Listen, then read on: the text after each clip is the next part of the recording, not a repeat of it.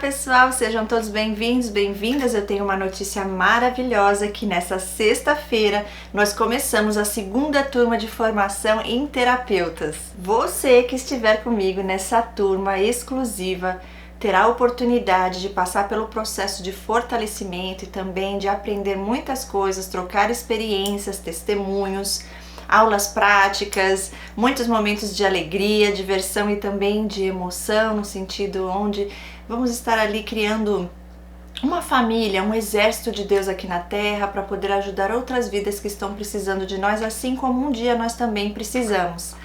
Eu digo que nada é por acaso e quando Deus permite algumas coisas em nossas vidas, sempre vai cooperar para o nosso bem, porque nós o amamos e a honra e a glória é para Ele.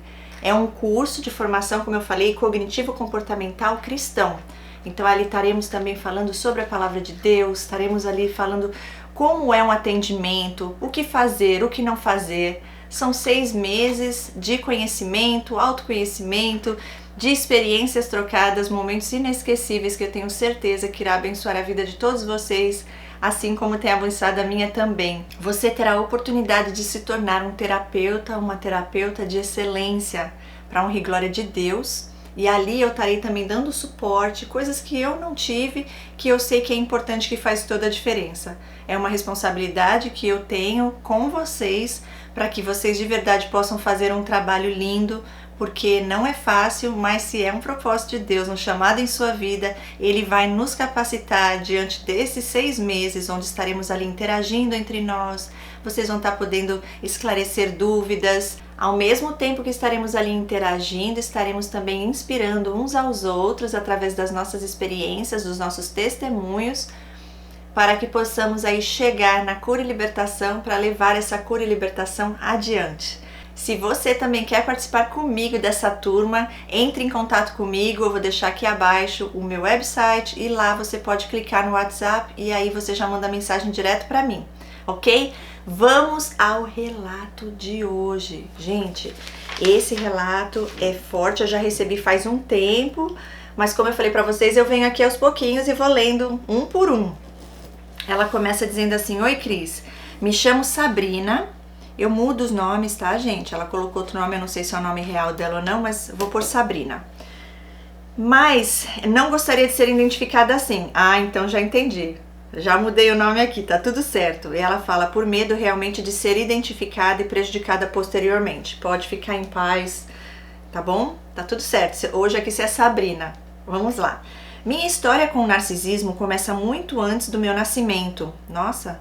Minha avó paterna, não sei se por gostar demais dela, prefiro dizer que ela tem traços narcísicos do que chamá-la propriamente de narcisista. Mas ela ficou viúva com 24 anos, 3 filhos e sem R$1 para recomeçar.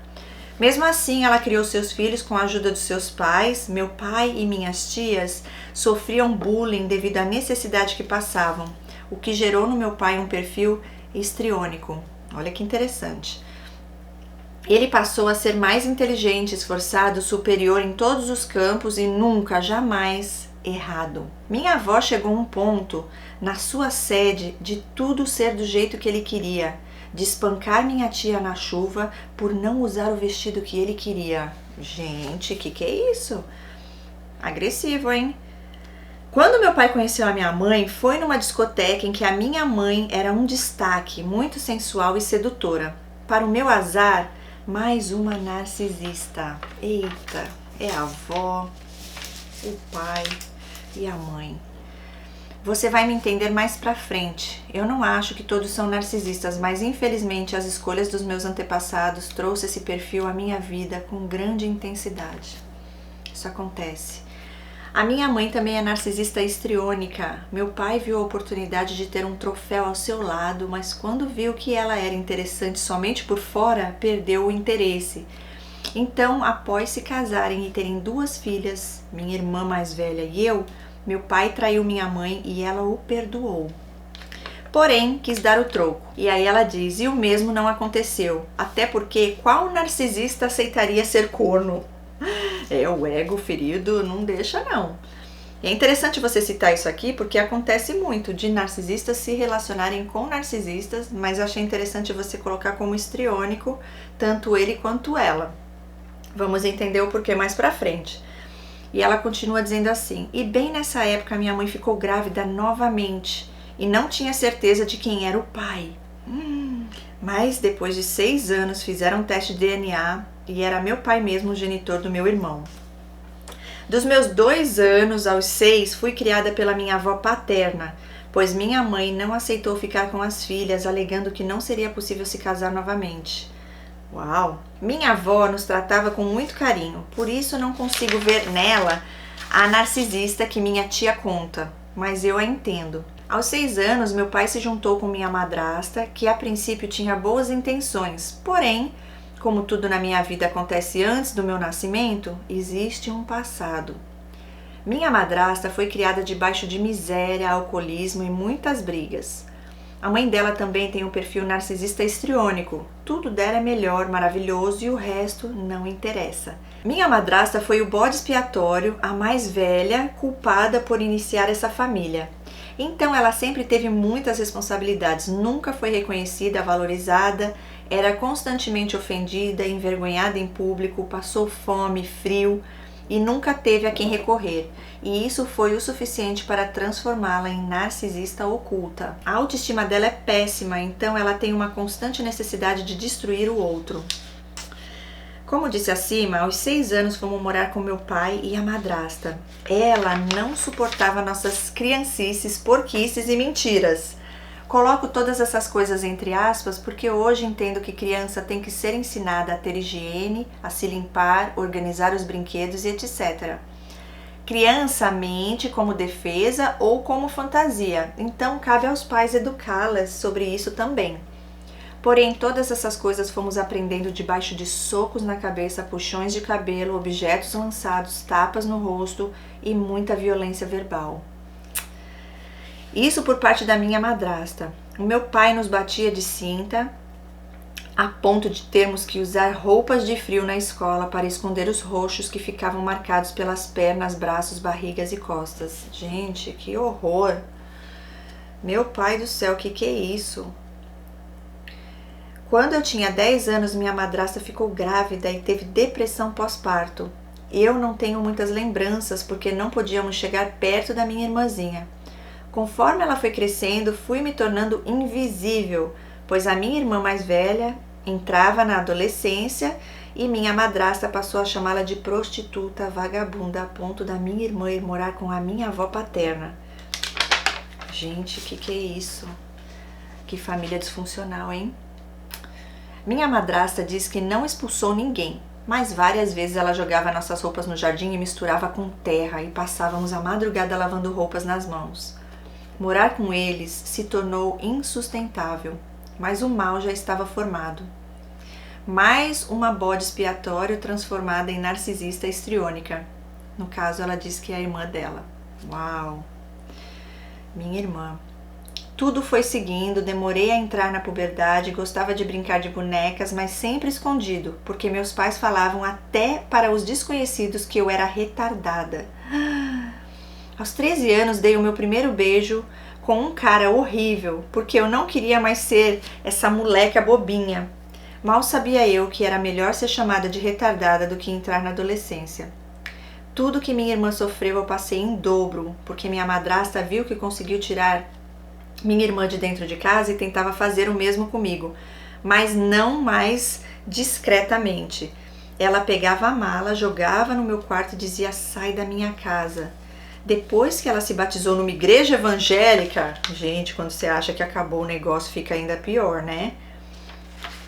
Que também frequento, no caso a mesma igreja, né? Ela passou a usar da religião para me ofender. Juntava a família dizendo que Deus tocou no coração para orar todos juntos, e então orava e dizia que eu estava com espírito de prostituição e pombagira. Meu pai do céu, do que é capaz! Parava qualquer um na rua para falar calúnias sobre mim, histórias que só existiam na cabeça dela. Olha que interessante essa parte da puberdade, gente, porque criou ali, gerou nela uma inveja. Porque você começa a criar corpo, isso acontece com mães, não só com madrastas narcisistas, com mães também. porque elas se sentem ameaçadas, porque elas são mais velhas, então veem você como uma pessoa mais bonita e tudo mais incomoda. Continuando. Eu não tinha para onde ir porque a minha irmã dominou a casa da minha avó e não me permitia entrar em seu território. Olha, eram gritos que se ouviam na quadra toda. Também inventava histórias assim como minha madrasta. Passei a acreditar que, assim como nos contos de fadas, somente o casamento poderia me salvar. Então, com 17 anos, estava desesperada para me casar até que conheci um moço muito sofrido, era órfão de mãe, morava com o pai que era traficante e tatuador, mas ele servia a Deus. Começamos a namorar e no começo era muito bom, mas depois ele passou a ter ciúmes das minhas roupas, das minhas amizades e nem as minhas primas eu podia conversar. Então terminamos e quando isso aconteceu, minha madrasta ficou irritada, pois ela vivia falando que precisávamos nos casar. Queria se ver livre de você, né? Mas nosso relacionamento durou apenas 1 ano e 1 mês. Depois disso, entrei para a faculdade e arrumei um emprego com 18 anos. E mesmo passando o dia todo fora, minha madrasta sempre arrumava um jeito de me maltratar. Nos finais de semana, eu procurava fazer parte de todos os eventos da igreja para não ficar em casa. Sentia muita opressão, constantemente ela criava mentiras sobre mim e meu pai sempre calado. Se trancava no quarto lendo livros como se nada estivesse acontecendo. Com 20 anos ainda não tinha arrumado um namorado e esse meu ex deixou um desenho na caixinha de correios para mim. E ela ficou muito feliz, mas eu rasguei o desenho e disse, Deus me livre. Então ela me praguejou e disse que eu estava escolhendo demais e que eu iria acabar ficando sozinha. Até que conheci meu esposo de outra cidade. Namoramos 11 meses e aconteceram alguns eventos que gostaria de relatar para testificar que meus pais são sim narcisistas. Ok, vamos lá. Enquanto namorava, minha madrasta sujava meu caráter para outras pessoas, me difamava falando que eu dormia com meu namorado, o que era uma mentira. Minha madrasta passou a fingir que eu não existia, não olhava para mim, não falava comigo. Então, quando chegou a minha formatura, avisei para o meu pai e ele disse que iria. Saí mais cedo do trabalho, fui para casa que era a 1 hora de distância do local e enquanto arrumava meu cabelo, perguntei para o meu pai se ele não iria se arrumar e ele disse, eu não vou. Você não convidou a minha esposa e aonde ela não pode ir, eu também não posso. Eu e meu marido, no caso ela pôs namorado na época, fomos de ônibus, que demorou mais de 2 horas para chegar até o local e eu não pude participar da minha formatura. Teve uma outra vez que convidei uns irmãos para orar na casa da minha amiga após o culto, mas não sei o que deu no irmão, que começou a dizer que precisava ir embora e que me deixariam em casa. Quando cheguei lá, meus pais estavam no portão furiosos e insistiram para entrarem. Mas o irmão não aceitou e foi embora. Quando entrei no quarto, tinha uma mala vazia jogada no chão e eles disseram que se os irmãos fossem para a casa da minha amiga, eles iriam me expulsar de casa, porque eu deveria levá-los para a casa deles e não da minha amiga. Gente, que coisa de doido. Quando falo que tenho pais narcisistas, as pessoas não acreditam. Ah, mas eu acredito. Acham que isso é moda, mas só Deus sabe tudo o que eu vivi junto deles. Exatamente. A primeira vez que eu vi esse termo foi no podcast A Devira, entrevista de mais de 3 horas com a Tariana Rocha. Eu chorei o podcast todo, porque ela descreveu tudo o que eu vivi. Foi como se eu estivesse encoberta de barro, muito pesado, e conforme fui ouvindo e chorando, aquele barro foi amolecendo e escorrendo de mim. Forte, hein? Eu gosto muito dos vídeos da Tariana Rocha, eu não a conheço, nunca falei com ela, mas ela tem sim um discernimento e ela sabe muita coisa em relação a esse transtorno. Sim, eu gosto da maneira que Deus usa a vida dela para explicar e tudo mais. Ok, continuando. Enfim, 3 meses antes do meu casamento, eu os avisei que iria me casar e não tinha planos de fazer festa, mas foi um caminho que Deus criou e nunca vi minha madrasta tão amorosa, gentil e agradável. Me ajudou em tudo, mas é claro, guardava todas as notas fiscais. Meus pais falaram que me dariam a comida da festa e que as irmãs da igreja iriam fazer o jantar.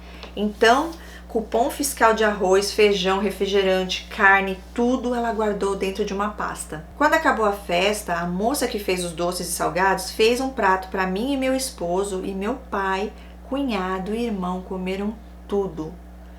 Meus pais dividiram tudo com as irmãs e não nos deixaram um grão de arroz. Fomos para o hotel morrendo de fome, já que quando terminamos as fotos já estava praticamente tudo guardado. E depois ainda ouvi que eles comeram as carnes que sobraram do casamento até 3 meses depois. Eita, que desespero por comida, hein? Sabendo que um dia minha madrasta jogaria tudo na minha cara assim que fomos ao hotel, oramos a Deus e pedi ao Senhor que devolvesse tudo o que meus pais tinham gastado, porque eu não queria que eles jogassem isso na minha cara um dia. E passado algum tempo, algo sobrenatural, eu chamo de milagre, aconteceu. Meus pais estavam sem dinheiro e precisavam fazer um empréstimo. Quando minha madrasta foi sacar o dinheiro, tinha o valor do empréstimo mais um tanto. Ela conversou com o gerente e ele disse que não tinha como saber quem depositou. Interessante, porque aquele dinheiro já estava lá já havia muito tempo. Então ela voltou para casa, pegou a pasta das notas fiscais do meu casamento e somou uma a uma. Quando ela terminou a soma, o valor da calculadora era o valor a mais que estava no empréstimo. E Deus falou no coração dela: eu não te devo mais nada. Uau! Essa é a parte 1. Ela fala: ainda tem muita coisa para contar, mas senti muito carinho no jeito que você conta os relatos e sempre tiramos lições para a vida. Ah, que linda! Obrigada! E ela termina dizendo: foi cansativo e doloroso escrever, mas em breve desejo fazer a parte 2. Essa parte de ser cansativo e doloroso é porque a gente relembra das coisas, né? Mas é preciso passar por isso, já é uma parte do processo de cura e libertação. Porque a ferida ela abre, mas ela precisa ser aberta para ser cicatrizada, para ser curada. Então vai doer, vai arder, mas uma vez que cicatriza, pronto, agora não dói mais e vai ficar só experiência para você poder ajudar outras vidas. Então ela diz assim que ela espera em breve escrever a parte 2 e se eu puder deixar uma mensagem, é o que eu ouvi um dia na palavra, num culto da igreja. Ela coloca assim: ainda que seu pai e sua mãe virem as costas para você, eu nunca vou virar. Eu sou o seu pai, a minha palavra é a sua mãe e eu nunca vou te abandonar. A minha graça te basta. Deus abençoe sua vida, saúde, projetos e que tudo seja para a glória de Deus. Até logo, Cris. Linda! Glória a Deus por sua vida. Obrigada a você pelo carinho. Eu achei tão linda essa parte que você falou aqui. Vou até ler de novo. Essa é a parte 1. Ainda tem muitas coisas para contar, mas senti muito carinho no jeito que você conta os relatos e sempre tiramos lições para a vida. Ah, linda! Deus te abençoe, obrigada. Eu aproveitei e peguei aqui uma passagem na Bíblia que eu quero compartilhar com vocês, que fala sobre isso também em Salmos 27:10. E diz assim: porque se meu pai e minha mãe me desampararem, o Senhor me acolherá. E tem outras passagens, né, que diz: pode um pai ou uma mãe abandonar o seu filho, mas nosso Criador, Deus Pai Todo-Poderoso, jamais nos abandonará. E esse é o consolo para o nosso coração, porque Deus é mais em nossas vidas. E o amor dele nos basta, a graça dele nos basta, como você disse aqui. Muito forte a sua história de vida, tantas coisas que você passou, mas veja, você não se permitiu corromper. Para a honra e glória do Senhor, o seu caráter se permaneceu lindo, para a honra e glória de Deus. E isso é muito difícil, pelo que você falou, olha, que família inteira de narcisista. E é o que você disse, né? Parece que você tá aí achando que todo mundo é narcisista, né? Mas não. E você falou aqui no começo, quando meu pai conheceu minha mãe, foi numa discoteca e minha mãe era um destaque e tal. Para o meu azar, mais uma narcisista. E você falou: você vai me entender mais à frente. Eu não acho que todos são narcisistas, mas infelizmente as escolhas dos meus antepassados trouxe esse perfil à minha vida com grande intensidade. É isso mesmo que acontece, né? Vai de geração em geração e eu tenho visto mais e mais isso acontecer, gente. Você pode perceber, tem um pai narcisista. Aí você vai ver que muitas vezes tem vários filhos também com transtorno. Aí um ou outro não vai para esse lado. Então, no seu caso, você se salvou aí, hein? Você conseguiu ficar firme e forte, escolheu o lado do bem, o lado de Deus e não das trevas, porque essas pessoas já estão lá do outro lado. Mas Deus chama todo dia. São circunstâncias, são coisas que passam, né, nas nossas vidas e Deus está sempre chamando. Mas Ele não obriga ninguém, porque existe algo chamado livre-arbítrio. Eu vejo muitas pessoas falando, olha, eu já passei por isso, então eu entendo as pessoas. Hoje eu entendo que essas pessoas, por que é tão difícil mudarem? Algumas pessoas dizem que eles não mudam, porque como que alguém vai mudar se não consegue olhar para si e se arrepender e assumir que errou? A pessoa acha que é melhor que os outros, a pessoa acha que não está fazendo nada de errado. Sem arrependimento não tem perdão, não tem mudança de comportamento, não tem como ser uma nova criatura. Se você não aceita Jesus, Senhor e Salvador, mas eu digo, aceitar não é só de falar, é morrer para a carne para viver do Espírito. É uma luta todos os dias, mas a pessoa tem que querer. E aí sim, com a ajuda de Deus é possível, porque somente Deus, Jesus Cristo, Senhor e Salvador, tem o poder de mudar o caráter de uma pessoa, de transformar, na verdade, o caráter de alguém. Só que a pessoa tem que querer, tem que buscar, tem que ter humildade, tem que decidir escolher a luz e não as trevas, a vida e não a morte, a bênção e não a maldição. E muitos deles e delas, infelizmente, têm nojo do amor, acham isso ridículo, nojento e têm prazer no caos e em causar dor nos outros. Então, é nós termos essa consciência, sermos prudentes como as serpentes e buscar o nosso caminho e viver o propósito que Deus tem para nossas vidas. Tá bom? É isso que eu deixo aqui. Sinto o meu carinho, meu abraço para você que dedicou seu tempo e saiba que tudo isso que você sentiu enquanto estava escrevendo, que foi doloroso, né? Foi cansativo, faz parte, mas é para o seu bem também. E também para a vida de muitas pessoas que estão aqui tendo a oportunidade de assistir e as pessoas que ainda terão a oportunidade de assistir também. Glória a Deus por sua vida, glória a Deus pelo seu relato e que essas feridas todas sejam cada vez mais cicatrizadas ao ponto de você ter a completa cura e libertação dada pelo Senhor, nosso Criador. Eu quero dizer a vocês que eu tenho vivido experiências com Deus através dos relatos de vocês e confirmação que Deus tem dado através de todo esse carinho, né, que vocês têm colocado aqui e essa coragem de vir e compartilhar. Deus tem feito milagres através de todos esses relatos que vocês têm enviado para mim. Somos um exército de Deus aqui na terra, levando luz em meio às trevas, para a honra e glória do Senhor. E isso não tem preço. Eu vou contar para vocês o que aconteceu esses dias. Uma pessoa mandou um relato para mim, já faz um tempo, mais ou menos 1 mês e meio, eu li o relato e não senti que era aquele momento de gravar, sem motivo nenhum, simplesmente ficou aqui. Eu tenho vários relatos que eu ainda não gravei que estão aqui, e aí eu vou pegando aqui um e vou lendo, depois outro e vou lendo, mas assim, eu vou pela inspiração do Espírito Santo. E gente, eu fiz a gravação, editei e postei. À noite, no dia que eu postei um dos relatos, a pessoa me mandou uma mensagem falando, Cris, hoje foi o dia, eu não sei se vocês lembram que foi um primo de uma jovem que mandou o relato que ele morreu, né, de tanto sofrer na mão de uma narcisista, e ela sofreu muito pela perda desse primo que era como um irmão para ela, e ela falou, Cris, obrigada pelo relato, foi confirmação de Deus para minha vida, e ela falou, você não vai acreditar, hoje é o dia do aniversário do meu primo. Eu falei, uau, que interessante, né? Eu não creio que seja coincidência, porque nada é por acaso para Deus. Deus é lindo. E Ele dá sempre a confirmação. E eu fiquei muito grata a Deus e feliz por ela, porque eu sei que foi um conforto, foi um carinho, porque Deus cuida de nós nos detalhes. E é isso, gente. Fiquem com Deus, Deus abençoe e a gente se encontra no próximo vídeo com mais um relato para vocês. Se você quiser mandar o seu relato também, envie para relato.sobrevivente@hotmail.com.